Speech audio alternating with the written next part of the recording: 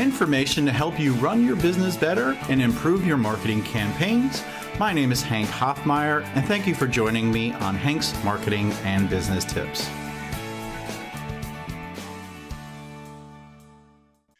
Welcome to episode 265 of the Hmbt podcast. I have a return guest from last week.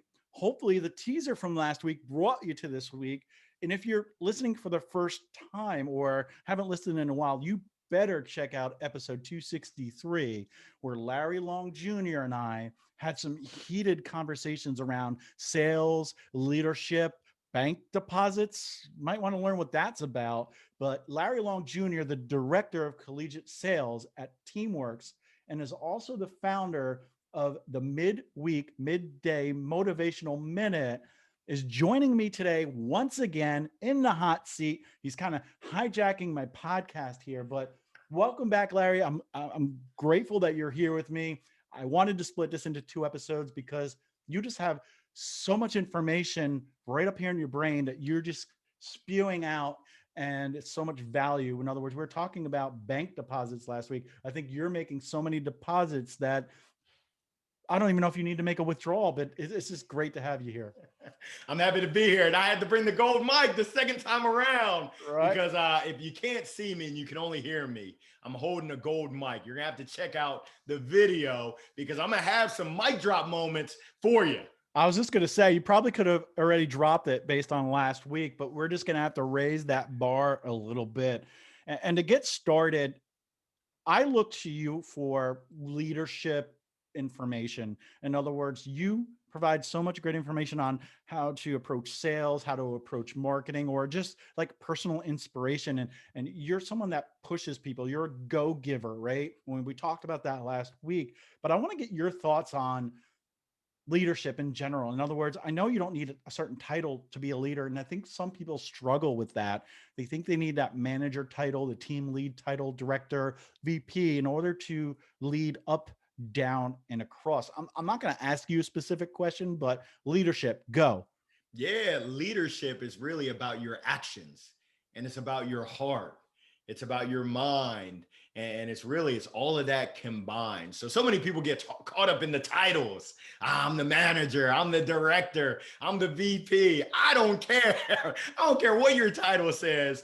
If you don't inspire anyone, if you don't present a crystal clear path, journey, mission, if folks don't respect you, if folks don't believe that you care about them, you're not leading anything. I hate to break it to you. I hate to be the bearer of bad news, but you're only a leader in title. Now, you can be an individual contributor. You can really be any role and still be a leader. It comes down to, are you empowering others? Do others look to you for guidance? Are you the Sherpa? And I just talked about it in my midweek, midday motivational minute about it's the responsibility of all of us to serve as those examples, to serve as that leader, to serve as that role model, whether you know it or not. It's your responsibility. And my question is, when you look around and you look at your sphere of influence, whether it's your family, whether it's your friends, whether it's your colleagues, are you stepping up to the plate? And for those that can't see, I got a pink baseball bat. It's my pink Louisville Slugger. Don't get it twisted. But essentially, are you stepping up to the plate? And are you knocking it out of the park as a role model, as a positive example, leading by your actions? I'll start with this real quick, and I'll give you the microphone back. Are you taking care of your mind, your body, and your soul so that you can then put your oxygen on, so that you can then empower others by giving them oxygen, by giving them inspiration, by leading them and understanding, hey, this is the path that we need to take for you to accomplish your goals. We talked about sales. Essentially, as a leader, I've got to ask the right questions to understand what are those hopes, dreams, and aspirations of the folks that I'm leading. And if I don't listen and understand that, I'm flying blind. I'm leading blind, which you never want to do. 3 blind mice, that's not a good thing. When you have crystal clear clarity and you can see the light, now we're talking my language. I like to think of it as when people look to you for guidance, other people are looking at you. In other words, if you're just trying to exude leadership on LinkedIn, people are watching what you're doing. They're watching your posts and how you're communicating with people through the comments. And maybe the leadership in your organization, maybe it's somebody higher up. They've found that you are providing that guidance and you're exuding leadership, even if you're a general employee, a team lead, or manager. They might look to you and say, hey, we love what you're doing here. We want to have you do more of what you're doing throughout the organization. And they may put you in a different role. It's happened to me numerous times in my career where I've been in a role and they came to me and said, we love the leadership traits you have, and we want your help, and we want you to manage this team. We want you to lead this team, or just help this employee, mentor them. It's a great feeling to have when people see how you can help an organization, how you can help an individual person. And I love all the analogies you had there, because it's like, with the planes going down, you have to put your oxygen mask on first before you can help others. You can't be a good leader if you're not leading yourself to success. It comes to you and your performance as an individual, as a team player, as a corporate employee. You need to be doing well, for the goals you have before you can go ahead and tell others how to be successful, is my thought on that. So true. You hit it. You knocked that one right out of the ballpark. Come on now. I love it. I need to get myself a bat. No doubt. No doubt. What else do you think folks might need to hear during the year of a pandemic, or the second year of a pandemic, to stay motivated? Because everybody's working from home, their office is in their home, they're cooking more at home or ordering more Grubhub or Uber Eats, right? It's hard to stay motivated and stay passionate about what you're doing. You might get to a point where you're stressed out. And I know you already mentioned take care of your mind and take care of your soul, but some people are struggling with that. Do you have any thoughts or any inspiration to help people this year? Big time. So a lot of people are struggling, and that's okay. Hey, that's natural. We're going through some tough times, but let me tell you this: if it wasn't the pandemic and the stay-at-home quarantine, it would be something. That's life. Life is a four-letter word. So I encourage you to find what works for you. For me, it's another four-letter word. I don't know if you can see this back here, but I love to golf. So that's really where I get out there. I get with nature. I turn off my phone for the most part. I'm kind of tethered to that thing, but I try to turn it off as much as I can. And that's where I can really decompress, be one with nature, trying to whack that little white ball around. For others, it might be yoga. For others who are social, I'm a social person. I've had to get creative. I can't get in close proximity to people, but Zoom. I'm not zoomed out. I love it. I get energy when I can see all the different boxes, and I've got different Zoom groups. I got a little happy hour here. I got a little lunch mentoring meeting here. I got my homeboys from college, my baseball teammates. I got my little high school teammates. You've got to find what works best for you. And I just encourage you to hang in there, hang tough, but make sure that you're taking care of yourself during this time. And if you get in a rut, find yourself a cheerleading squad.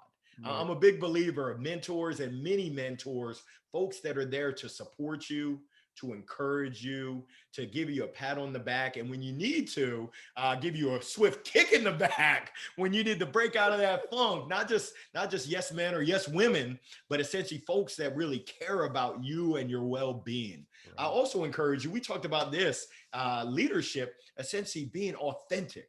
So I'm just like everyone else. I have a smile on my face because that's a choice. But I go through some stuff.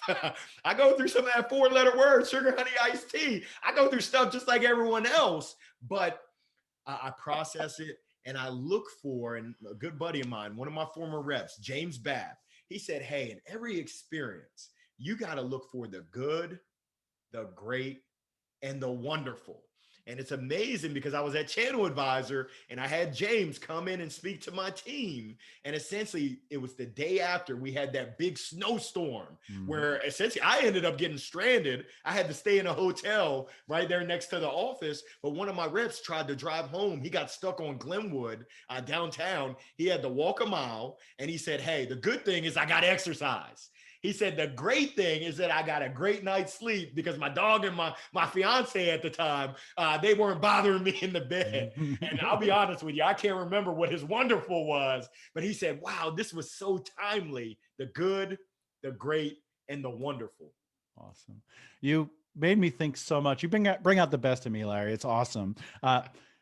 Think of Zoom or your camera on your computer more as a window to the world rather than a spy device, which some people think my employer, my company is watching what I'm doing, or they're watching to see if I'm paying attention in a meeting. You know what? It's okay to look down and write notes, because I read a great article about Zoom fatigue, and they said people feel like they need to put on a show for the camera, always need to have eye contact.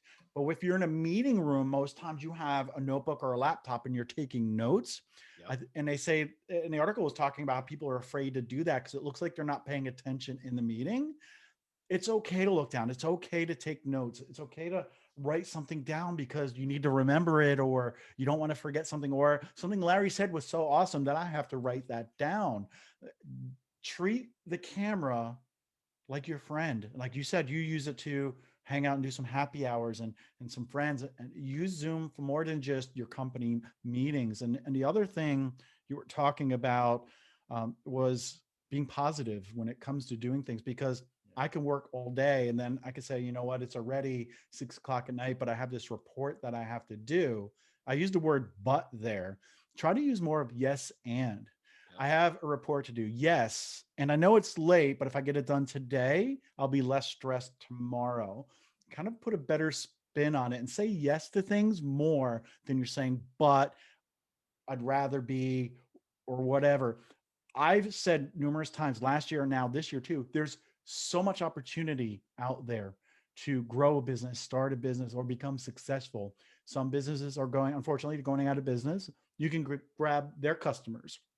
You could start up a business that's going to be a little bit different than everybody else is doing, like virtual weddings, if you're a photographer, something like that. There's just so much opportunity, but I think we're all dwelling on the negative. Keep in mind, this was the longest, 2020 was the longest, fastest year, but yet it's only a year, or it's going to be a year and a half, 2 years in time, as opposed to your whole lifetime.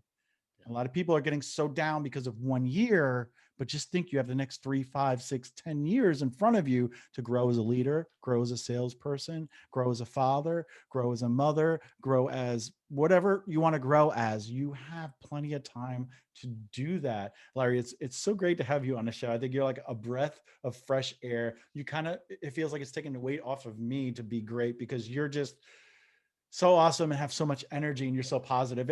Folks, if you're not watching the video, you have to see Larry's smile. It's so contagious. Don't watch the video. He's making me blush. Come on now. You can't do that. Hank, don't make me blush. You just nailed it. I love what you said. I love the perspective. And I would encourage all your listeners and your viewers, do not waste this time. I forget what movie, maybe Good Will Hunting, Carpe Diem, Dead Poet Society, seize the day, because we never get this time back. And life is short. Life is short. That's time. Time is not on our side. It's a ticking. So I would encourage you, if you look back over 2020 and you were Netflix and chilling, you were just maxing and relaxing. And my Steve Harvey Family Feud voice survey says, nerd. Yeah. Look for ways that you can be productive each and every day. And one thing that you can do is to give unto other people. You can't do for yourself. It's okay. Go ahead and look in your household, in your family, look on your street, in your neighborhood. What can you do to serve others? Can you ask someone, can I help you with your yard? Can you ask someone, can I just be a sounding board? Can I be there for you to listen? How are things going in your life?